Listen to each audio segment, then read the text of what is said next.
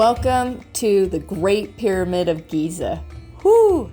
These are incredible to witness in real life. They're incredible to look them up on Google and even see pictures about them. But when you come in person, it blows your mind. So Egypt is a place where I like to bring my clients so that they can now come back to experiencing seeing to believe. So sometimes in our manifestations and in our creations of what we're doing in our businesses, we need to believe in order to see, but we also get to have that full circle around where we witness and we see things that we're wanting to create. And then we can believe them. And so in Egypt, that's what I love to do. So the pyramids I've been a bunch of times, and every single time I go to see these pyramids, I'm just absolutely blown away. The size, the magnitude, the feelings, the frequency, it is all right there for everyone. I think this is probably my most exciting thing to show and bring clients to. We do it at the first of the retreat, usually. So far, all of them, that's the way we've done it. We might change it in the future. But we bring them in, and I just absolutely love seeing their faces and their reactions of it just by witnessing it, let alone being able to work inside the pyramid. This trip, we were able to work with the government and get our own special time to go in. It was actually at 2 a.m. and the guards and the government was opening it up just for my group. And we came in and we had 2 hours to do what we needed to do, the sacred work that we were doing. And I feel completely honored that my people in Egypt were able to create this for me. And I'm going to tell you just a little bit about them first. So there are 3 pyramids, 3 for the kings, and then there's also 3 little ones for the queens. The largest one is King Khufu's, and that's the one we primarily work in, and you'll see us actually go up inside on the video. And the second one is his son's Khafra, and then the third one is his grandson's Menkora. So Khufu's was built just before 2600 BC, and this pyramid has 2.3 million limestone blocks, and each one weighs up to 50 tons. Actually, some reach 80 tons. They're so big up close. When you're walking up the stairs, it's just mind-blowing. And to not go up the stairs and to jump up each individual level is actually a good jaunt up. Sometimes we'll play on them and jump up and down and go off of the trail onto the sides of the pyramid a little bit. But you can't actually climb all the way to the top. It's illegal. That would be so fun though. So with all of this, they've estimated it to be 57 million tons weighing it, the whole pyramid. It's originally stood at 480 feet, so 147 meters tall. That was making it the tallest structure in the world, well, until the Eiffel Tower came. But the base is a square with each side measuring 755 feet, so 230 meters. Giza is the largest of the 7 wonders of the ancient world. When I was younger, I swear we used to call it the 7 wonders of the world, and now they've split up these different wonders as ancient and different categories. So it is actually the largest of the 7 wonders of the ancient world, and the only one that has remained largely intact.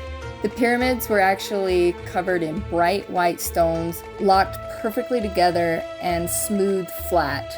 And what this did is it created like a sparkle that would reflect almost like solar panels, depending on the time of day, the time of year, and the position of who is viewing it. Most of them have been lost, others are in museums, and some still remain. You can see at the top of the pyramid where it's a little bit flatter. It's worn, but that's where they still have some intact. The mysteries of the pyramids, the Great Pyramids and the Sphinx and all that, the more that's uncovered, the more confusing the theories and the science and all of that gets. It's really, really interesting how much is out there in just beliefs and science of what's been discovered and what just doesn't make sense. But one thing that they found is the southeastern corners of the 3 pyramids aligned diagonally, pointing to the temple Ra, and aligned with the constellation Orion.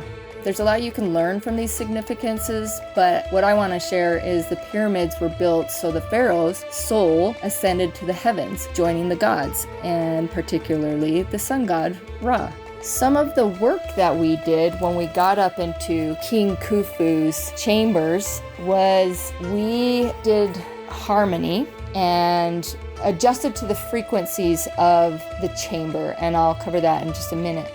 Another thing that we did is we allowed each individual to get in the sarcophagus, and we created a safe space where we called in King Khufu's spirit to come in, and any other royalties in the area that understood how to do the next work, and also our loved ones who are part of our protectors and guides that protect us. And we just allowed the wisdom, the ancient wisdoms of the beings to come in to a safe space while we did this work. So as the individual got into the sarcophagus, we did a clearing work of allowing a shedding of our old selves, a death of our old selves, and a renewal of who we are, and the power and the gifts that want to come to us, and our desires and the fulfillments that were happening, so that when we actually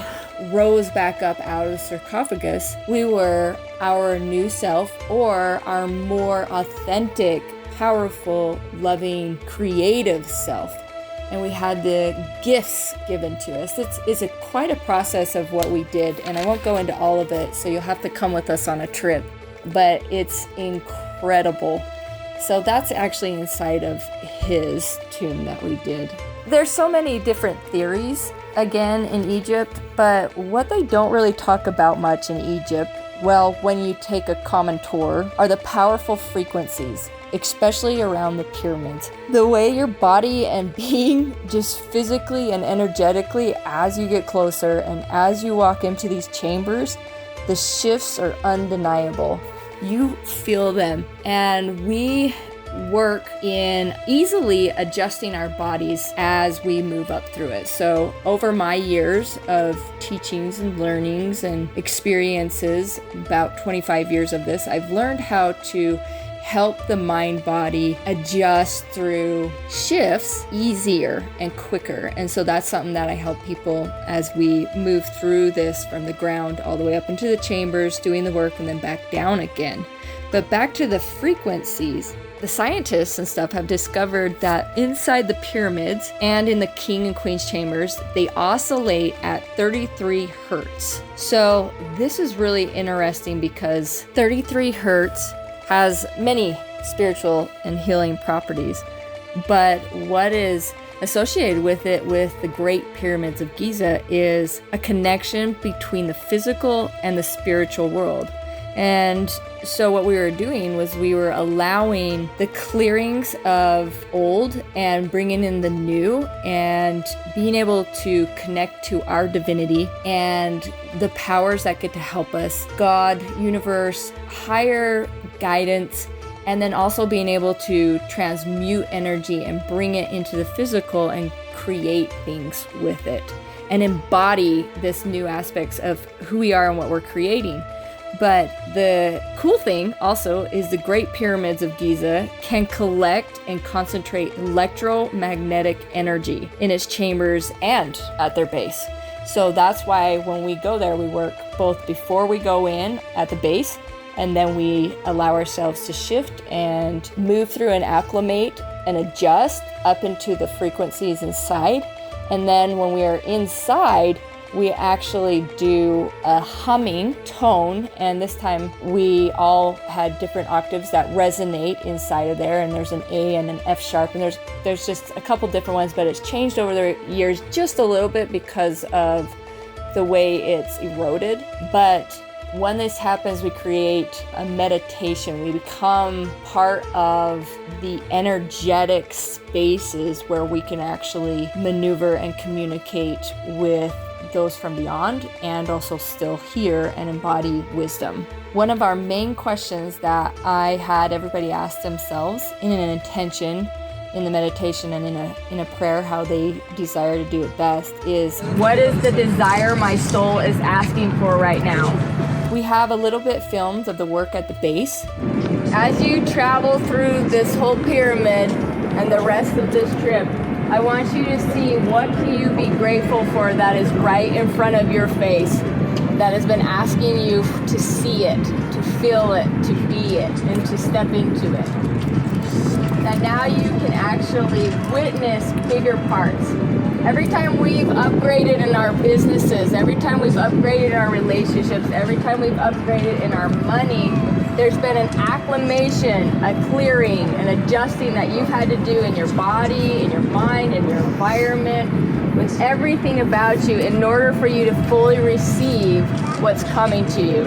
When you've been asking to go from 5,000 to 10,000, from 10,000 to $1 million, from 1 billion, some of you are figuring out how to do the billions. There at one point is a dream, is a thought, is how does this get to apply? Is this even real? Is this even a real twist? And then after a little bit, you witness things so you can start to understand it is real first, and then you take the steps into graduating to receive it. We are jump-starting your gathering of your desires, whatever that is. They're leveling up and we're closing gaps really fast. The good thing about this is you receive things faster. The hard thing about this is anything that doesn't match has to clear out faster. So whatever's going on with me to adjust literally is breaking out of me, right? So with you, Linda, your cells are all adjusting. So as we move through this and we're closing the gap into the royalty tunes of who we are, opening it up into a new life, the new passageways, we're going to physically do it so our bodies, our minds, our soul can actually witness ourselves adjusting. I'll give you both tones though, both octaves. So there's the high tone, which is how they like tune a violin. So for women, and then men. Can you hear that?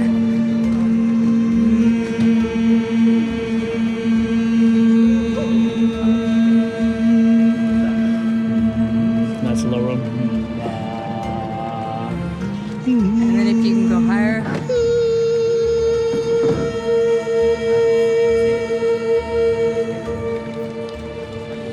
Keep doing that. Take a breath in. Every breath, let your body adjust. And then join it again.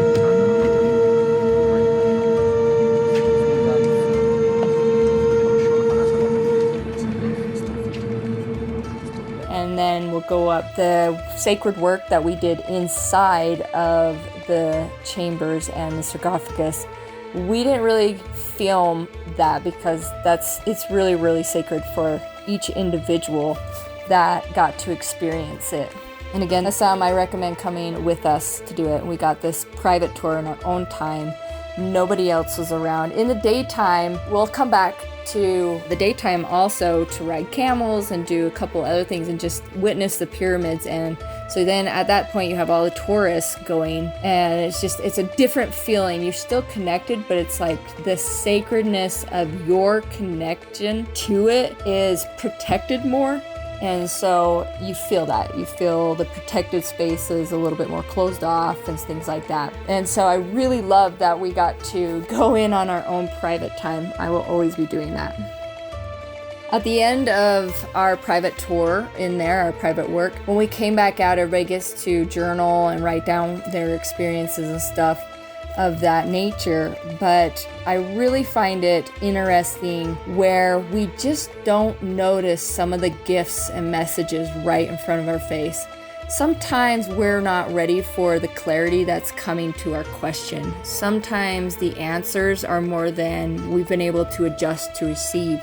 And so this is a really quick kind of jump into being able to receive answers and clarity and transformation faster.